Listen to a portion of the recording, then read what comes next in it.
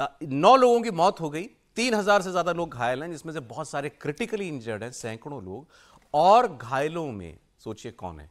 Iran के राजदूत जो लेबनान में है, वो भी यही पेजर इस्तेमाल कर रहे थे, ईरान के राजदूत। ईरान इसमें कहां आता है? हिजबुल्लाह की फंडिंग, हिजबुल्लाह को हथियार देना, ये सब काम ईरान करता है। हिजबुल्लाह का जो एक सबसे बड़ा लक्ष्य है वो है इजराइल का खात्मा, डिस्ट्रक्शन ऑफ इजराइल। वो अपने लिखता है अपने लक्ष्यों में।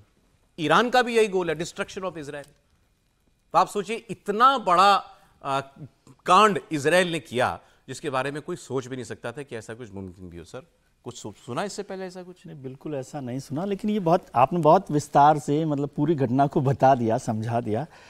और अब जो चिंता है ना, देखिए, एक तो पेजर को ही हम लोग चर्चा कर रहे थे कि पेजर जो है टेक्नोलॉजी आउट हो गई और उसको सेफ्टी के पर्पस से लेबनान ने यूज़ किया। और हिजबुल्लाह को भी आप समझेंगे, बता भी दीजिए, जो बच्चे देख रहे होंगे कि एक छोटा सा जो डिवाइस हुआ करता था, जो मोबाइल आए थे उससे पहले का एक स्टेप पहले का था, जिसमें मैसेज आया करता था कि भाई आपको किससे बात करनी है। वो डायरेक्ट आप बात नहीं कर सकते थे, लेकिन वो बहुत कम समय चला, क्योंकि उसके तुरंत बाद मोबाइल साइज सर बहुत छोटा साइज होता था। आजकल क्या कहेंगे, कोई पैकेट जो सिगरेट का पैकेट है उससे भी बहुत छोटा, उससे भी छोटा 1.5 इंच 2 इंच के बराबर का वो होता था। और उसमें एक वो शब्द सीमा थी, जैसे आजकल जमाने में जाने, हाँ, ट्विटर के जैसे 40 है, उससे भी कम होता है। बेसिकली आप उस पे एक मैसेज डाल सकते हो, बस इतना सा, कॉल ऑन दिस नंबर, या ये काम, या वहां जाना है, वहां सामान उठाना, इतना मैसेज होता था। लेकिन वो टेक्नोलॉजी बहुत चली नहीं, क्योंकि उसके तुरंत बाद मोबाइल आ गए। तो आप सोचिए 25 साल पुरानी करीब ये टेक्नोलॉजी है जो आउट हो गई।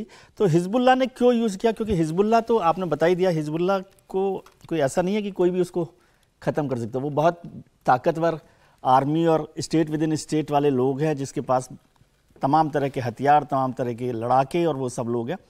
और वो इजराइल से लगातार लड़ाई लड़ रहा है। ये मत समझिए कि आज इजराइल ने कर दिया, ऐसा नहीं है। वो एक दोबारा से हमला करने की जो कोशिश है वो रही, और ईरान को भी इसमें जोड़ कर रखे। अब दुनिया की चिंता क्या हो रही है कि ये जो लड़ाई है, क्योंकि सीरिया और लेबनान 2 खतरनाक कंट्री माने जाते हैं एक तरह से, तीसरा इजराइल है, और उसके ऊपर है ईरान। आप ईरानी राजदूत का जिक्र कर रहे हैं, तो ऐसा नहीं है कि ईरानी राजदूत केवल पेजर यूज़ करेंगे।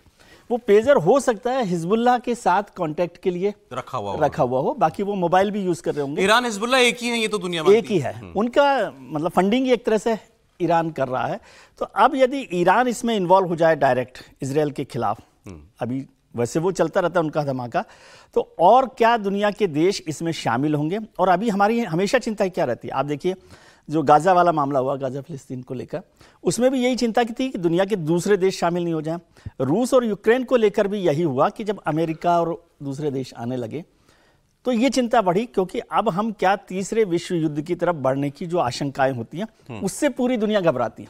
इसलिए पुतिन साहब भी भारतीय प्रधानमंत्री को कहते हैं कि भाई आप इसमें मीडिएट करें। 2-2.5 साल से एक यूक्रेन के साथ, अब आप समझिए यूक्रेन की हैसियत, आबादी, ताकत रूस के मुकाबले कुछ नहीं है, लेकिन उसके बाद भी वो 2-2.5 साल से लड़ाई लड़ रहा है। इसका मतलब दुनिया के दूसरे ताकतवर मुल्क उसको सपोर्ट कर रहे हैं। थोड़ा सा किसी ने सामने आ जाए, बिल्कुल थोड़ा सा इंडियन कॉन्टेक्स्ट इसमें आपको देता हूं कि भारत क्यों इसमें कहीं ना कहीं मतलब भारत की चिंता हो सकती है।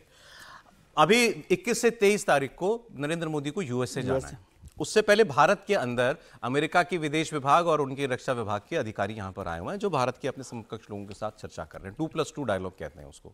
उसमें यूक्रेन के साथ साथ फिलिस्तीन इजराइल के युद्ध को लेकर के भी चर्चा हो रही है, क्योंकि भारत का वहां एक स्टेक है और भारत फिलिस्तीन के साथ, फिलिस्तीन का भी मुद्दों के आधार पर समर्थन करता है। और इजराइल को तो हम हथियार दे रहे हैं इस जंग में। भारत में जो इंडिजिनियस आर्म्स बन रहे हैं वो हम इजराइल को बेच रहे हैं, इजराइल को दे रहे हैं, क्योंकि वो लड़ाई लड़ रहा है। हमने जब लड़ाई लड़ी थी कारगिल की तो इजराइल ने हमको दिया। इजराइल और भारत 2 वे सिस्टम पर है। बिल्कुल। और भारत में कुछ लोगों ने तो सुप्रीम कोर्ट में जाकर के ये अपील की हुई है अभी हाल ही में कि भारत सरकार को निर्देश दे सुप्रीम कोर्ट की वो इजराइल को हथियार देना बंद करे। मैं वो कल की एक घटना बताता हूं। कल ईद मिलादुन नबी थी, कल ही थी ना सर, या परसों बिलासपुर में सर 5 लड़कों को गिरफ्तार किया गया। आरोप क्या है कि इन्होंने सड़कों पर फिलिस्तीन के झंडे लगा दिए थे। भारत में फिलिस्तीन लॉबी बहुत मजबूत है, सेंटिमेंट बहुत मजबूत है फिलिस्तीन को लेकर के लिए। और इजराइल के साथ हमारे अच्छे रिश्ते हैं या हम हथियार बेचते हैं, इस बात को लेकर नाराजगी है।